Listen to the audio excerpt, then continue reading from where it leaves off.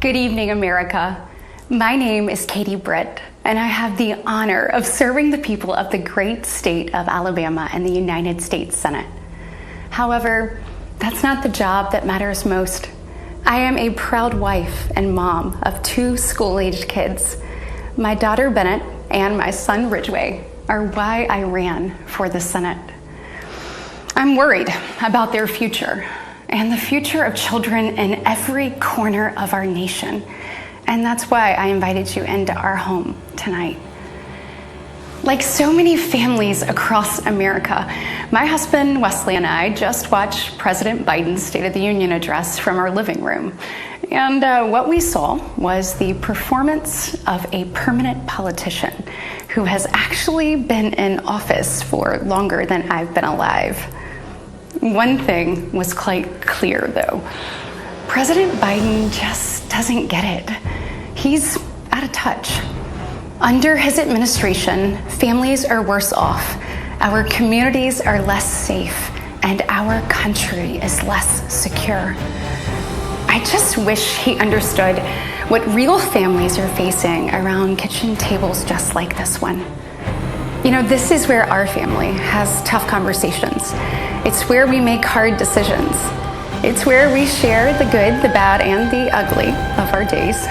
It's where we laugh together, and it's where we hold each other's hands and pray for God's guidance. And many nights, to be honest, it's where Wesley and I worry. I know we're not alone. And so tonight, the American family needs to have a tough conversation, because the truth is, we're all worried about the future of our nation. The country we know and love seems to be slipping away, and it feels like the next generation will have fewer opportunities and less freedoms than we did. I worry my own children may not even get a shot at living their American dreams.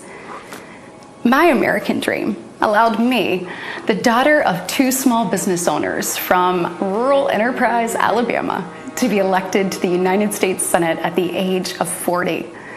Growing up, sweeping the floor at my dad's hardware store and cleaning the bathroom at my mom's dance studio, I never could have imagined what my story would entail. To think about what the American dream can do across just one generation, in just one lifetime, it's truly breathtaking. But right now, the American dream has turned into a nightmare for so many families. The true, unvarnished state of our union begins and ends with this. Our families are hurting. Our country can do better. And you don't have to look any further than the crisis at our southern border to see it. President Biden inherited the most secure border of all time. But minutes after taking office, he suspended all deportations, he halted construction of the border wall, and he announced a plan to give amnesty to millions. We know that President Biden didn't just create this border crisis. He invited it with 94 executive actions in his first 100 days. When I took office, I took a different approach. I traveled to the Del Rio sector of Texas. That's where I spoke to a woman who shared her story with me. She had been sex trafficked by the cartels starting at the age of 12. She told me not just that she was raped every day, but how many times a day she was raped. The cartels put her on a mattress in a shoebox of a room, and they sent men through that door over and over again for hours and hours on end. We wouldn't be okay with this happening in a third world country. This is the United States of America, and it is past time, in my opinion, that we start acting like it. President Biden's border policies are a disgrace. This crisis is despicable. And the truth is, it is almost entirely preventable. From fentanyl poisonings to horrific murders, there are empty chairs tonight at kitchen tables just like this one because of President Biden's senseless border policies. Just think about Laken Riley. In my neighboring state of Georgia, this beautiful 22-year-old nursing student went out on a jog one morning, but she never got the opportunity to return home. She was brutally murdered by one of the millions of illegal border crossers President Biden chose to release into our homeland. Y'all, as a mom, I can't quit thinking about this. I mean, this could have been my daughter. This could have been yours. And tonight, President Biden finally said her name. But he refused to take responsibility for his own actions. Mr. President, enough is enough. Innocent Americans are dying, and you only have yourself to blame. Fulfill your oath of office. Reverse your policies. End this crisis and stop the suffering. Sadly, we know that President Biden's failures don't stop there. His reckless spending dug our economy into a hole and sent the cost of living through the roof. We have the worst inflation in 40 years and the highest credit card debt in our nation's history. Let that sink in. Hardworking families are struggling to make ends meet today. And with soaring mortgage rates and sky-high childcare costs, they're also struggling to how to plan for tomorrow.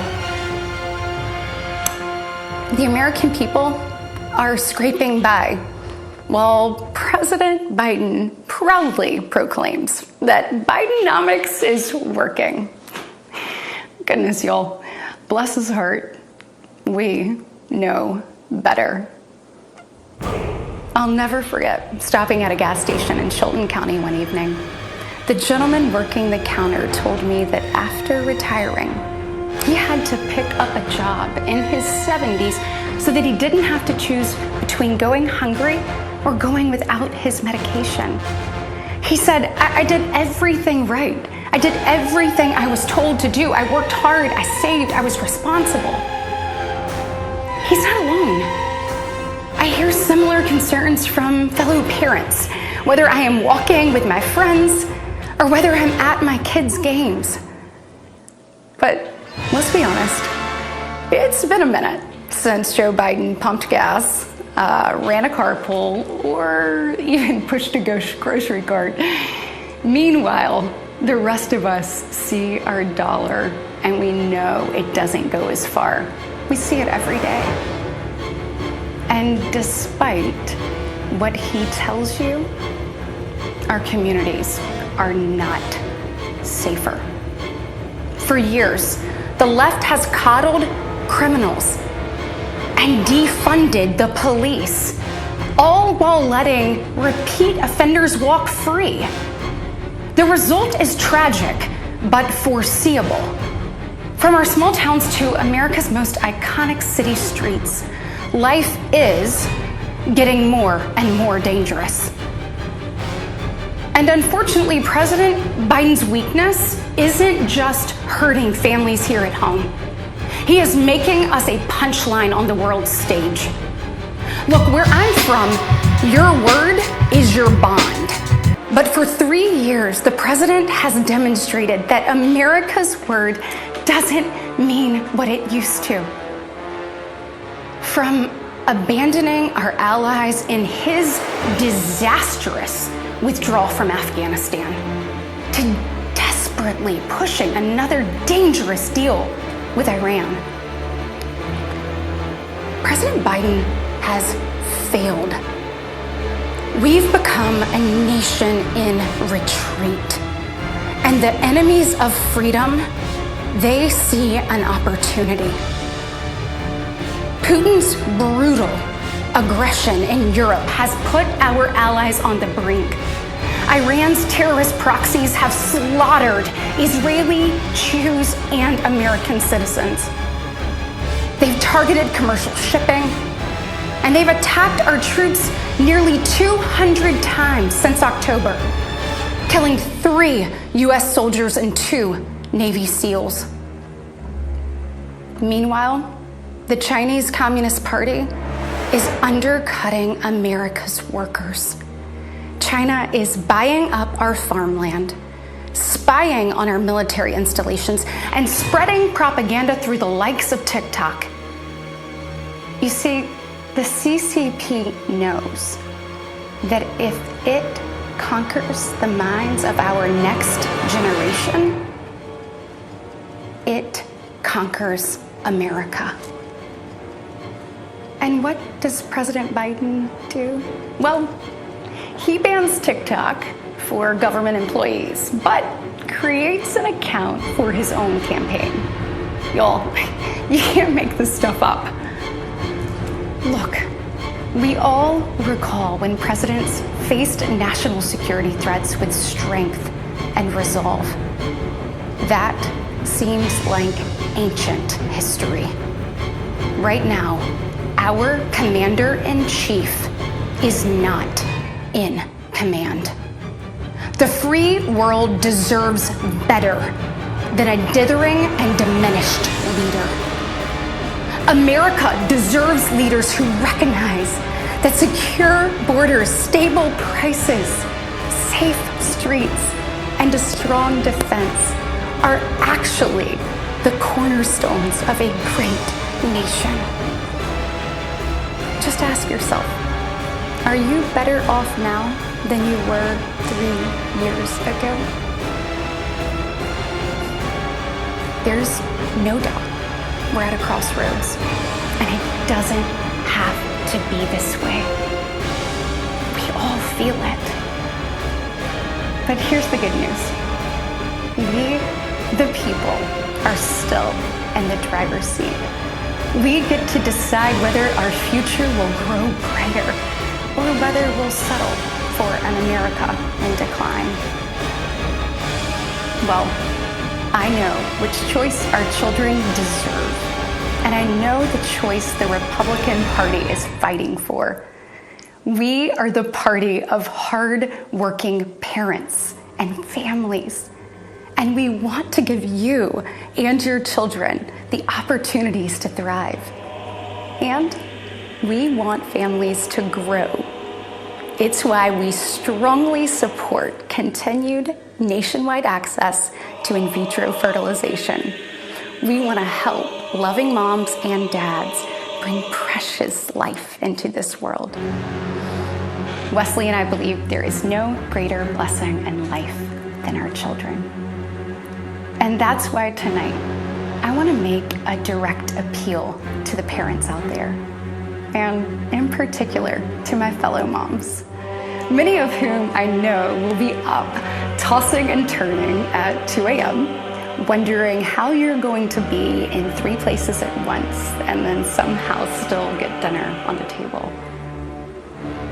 First of all, we see you, we hear you, and we stand with you.